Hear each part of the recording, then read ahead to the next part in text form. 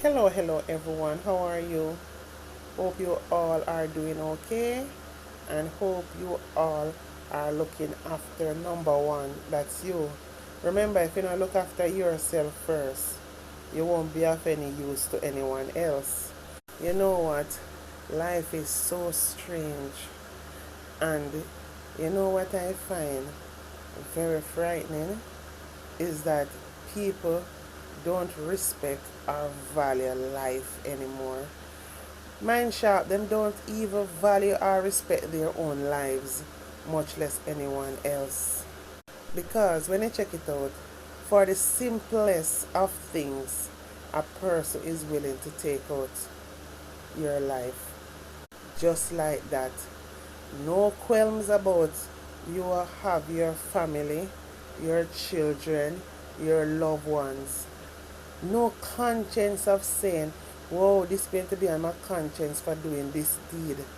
Everybody else is just heartless, lungsless. I don't know what else to say. It's like an ice box is put in people's chest these days.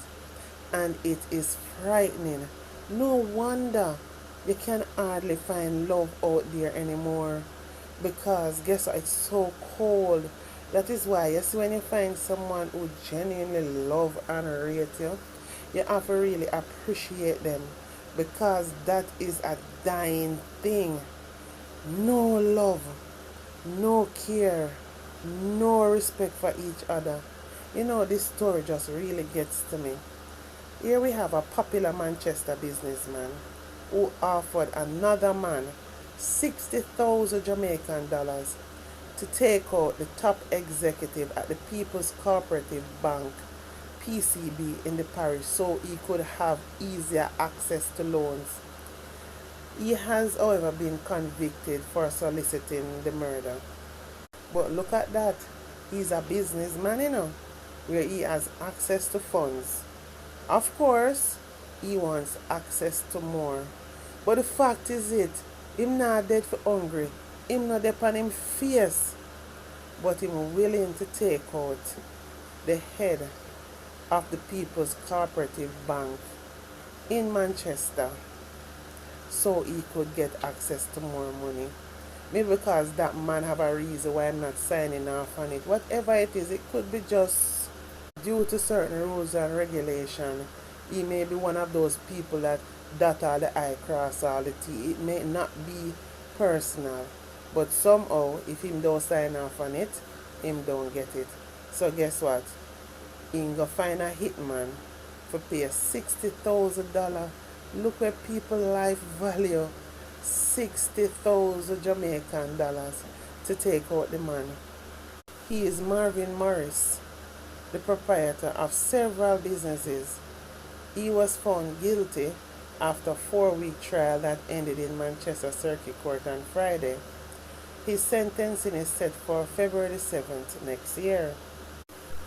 Also, Angela Butler, a loan officer at the bank who was also on trial for her alleged involvement in the murder for hire scheme, was acquitted earlier in the trial after the presiding judge ruled that there was no case for her to answer. This doesn't really mean that she's innocent, It's just that they can't find anything grounded to connect her to the whole incident. And remember, most of these things, can't really happen to you without somebody that is close to you who knows your ins and outs and your whereabouts involvement. I remember my granny used to say, you see, even things like Obi and those things, if your friend or family or loved ones or somebody where you eat from or drink from or who have personal access to you, not involved in it, it can't work. I same so with crime. If somebody not dead there close to you, I give out information where you is, what you're doing, etc. It can't really happen, Them have to get to somebody close to you. That's why you have to watch your friends that you keep. And it's not only just being aware of your surroundings, You better be aware of the people surrounding you. Keep a keen eye on them.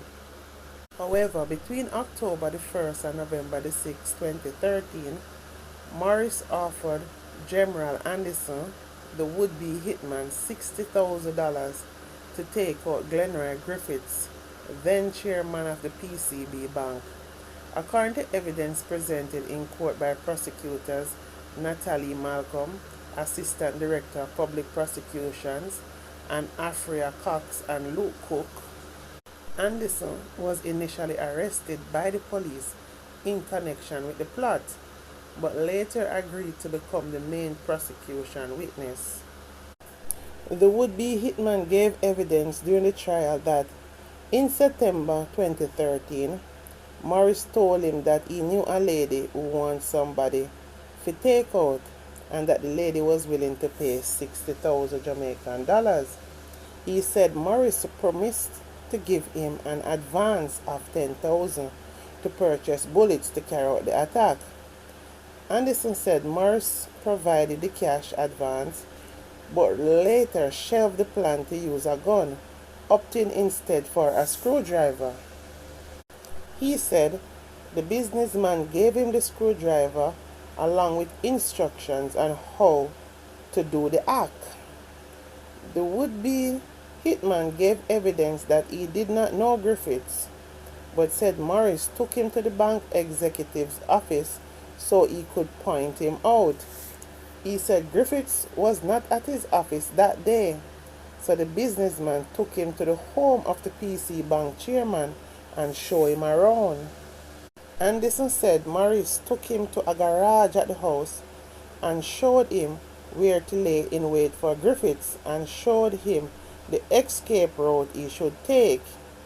He said the businessman also gave him a telephone so he could call him to transport him from the home after the whole incident goes down.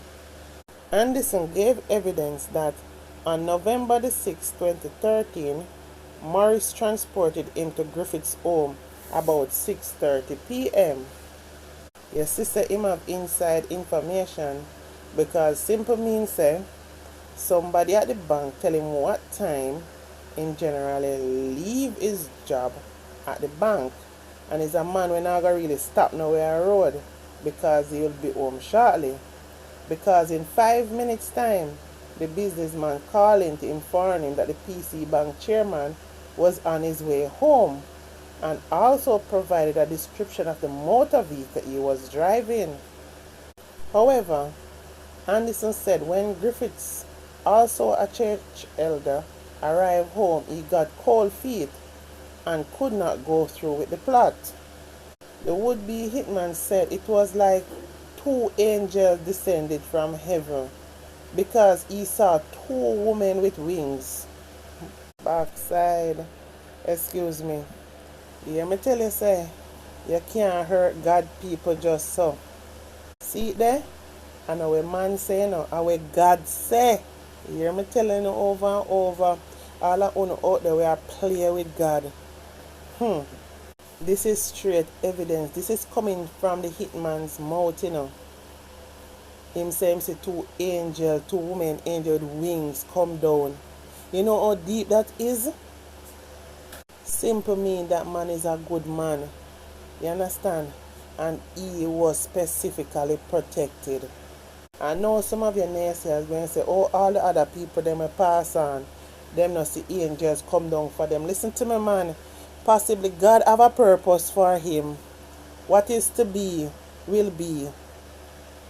He disclosed details of the deadly plot to Griffiths, who he said transported him to the Spalding police station where he gave another confession. You must imagine how overwhelming and powerful moment that was when those angels come down, so much so that he fall at the man's knee and confess what the plot was and that his job was there to take out this man. Hey Lord. Anderson said while he was giving a statement to detectives, he got several telephone calls from Morris inquiring if the job was done yet. I know what is good about that. he's already at the police station. So you can imagine the police would have had the evidence of him calling to find out exactly what is going on. So him basically, it's like him plead guilty already right there, so cause I'm on the phone. Hear me telling you, say, when Jesus say yes, nobody can say no. He said police investigators overheard the conversation after he placed the phone on speaker and devised a plan to get the businessman to visit the station. Anderson said, at the direction of the police, he told Morris that he was at the police station charged with possession of ganja and needed bail. The businessman was arrested when he turned up at the station. Anderson said he turned over the screwdriver and phone Morris provided to the police investigators.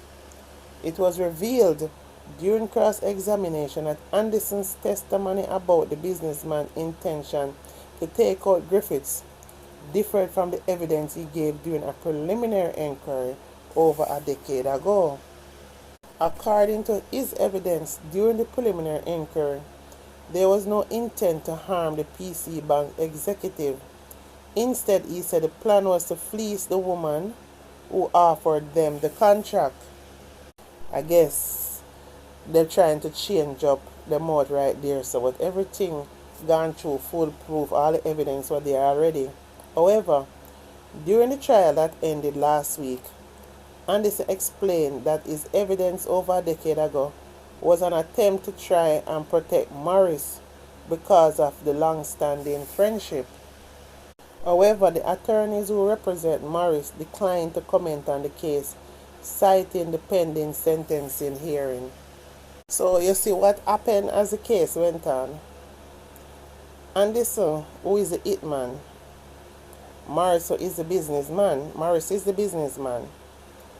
What happened now is that because of the friendship that they both shared, I guess Anderson started to feel sad about what happened and was trying to change up what he said because of the friendship he had with the businessman Morris.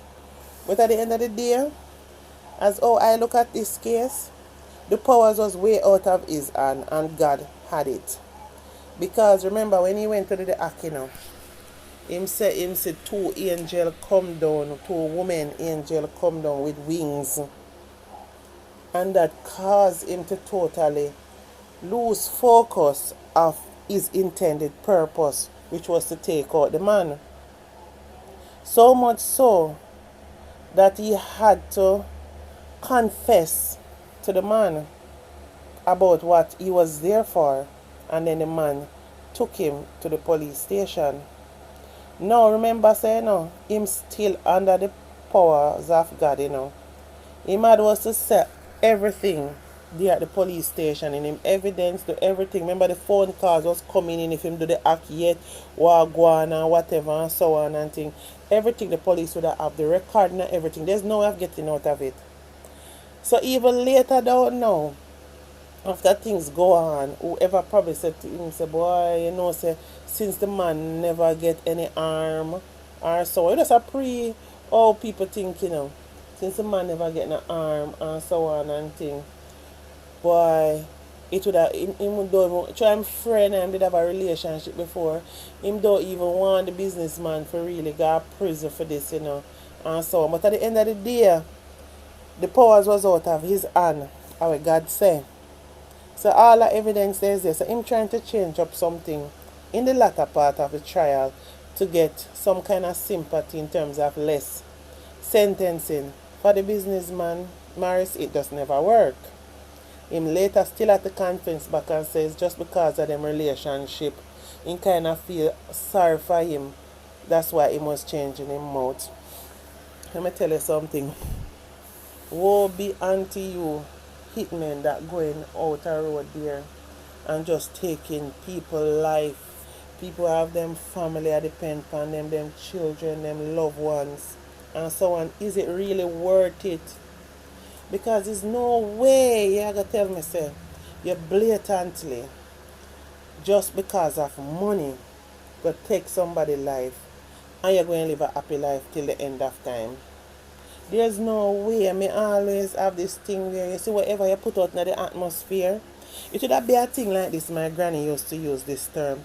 When you spit in the sky, it falls on your face. You understand? That's how your life is going to be. You're always going to have to be looking over your back. Because sometimes the same, remember, even in the Leoda Bradshaw case, you remember how that situation went? Where the hitman who did the job end up have to be running for his life because they get another set of hitman to take out the one who actually did the hitman work. You understand? So sometimes you go do something and then going to get someone to take you out because guess what happened? They don't want to pay you. One. And if they in the gear deposit they don't want to give you no more. Or them want to take you out totally as any evidence. You understand? And they really don't count you as nobody. You understand? So look at that. I actually believe that Jamaica is gone. It's gone. All the prayer warriors have to put out in the prayers, and we save who we can save in prayers. But may I tell you, say, Jamaica is gone. We're gone to a level and it is coming a long time. And with this close to drowning, we're just barely seconds away from drowning. I don't know how we are come back from this, Because even the little youth as young as them is, them want hitman job, quick money, and buy a food or so on and thing. Them hungry again for do another job. It's not nothing where okay you go do a hit and you get $10 million or so on where you can totally not do that job there again. It is a reality and a real thing. You know what I mean? And it doesn't take nothing for somebody to just want to take your life. And people thinking that it is a pedestal to stand and say you're a killer. You know what? I go on the road and I hear somebody talking to them and say, "Killer, look here." And I'm thinking to myself, why we make these absurd things seem normal? Like, really, probably the person who is talking to is not really a killer, But is their way of greeting. What I'm killer? What I'm bad man? What I'm gone murderer? Come in now. I mean, I think to myself and say, you really feel proud and nice as men to be addressed that way? What does that show? So you're special and you're rich and have money when they're calling you that? It not look good because anybody well thinking look at that as that's low. That is not respectful. Me see youth and youth call each other, "What go madded? Come in madded." Like what? We have to be careful the words we say out of our mouth and how we put things out there. Because as I say, is what you put out in the atmosphere is the energy behind it, and you're already FUCKED. Remember me tell you, put out more positiveness and that is what will follow you. I don't know. This whole thing is just crazy. Guys, just look after yourselves. Trust and believe. I want to tell you something, not trust, no shadow after dark. Because even your shadow leave you in the darkness. And beware of the people them in your circle. Because people fake and they fake well. Anyway guys, please remember to like, comment, and subscribe to my platform, please. Love you all. Bye for now.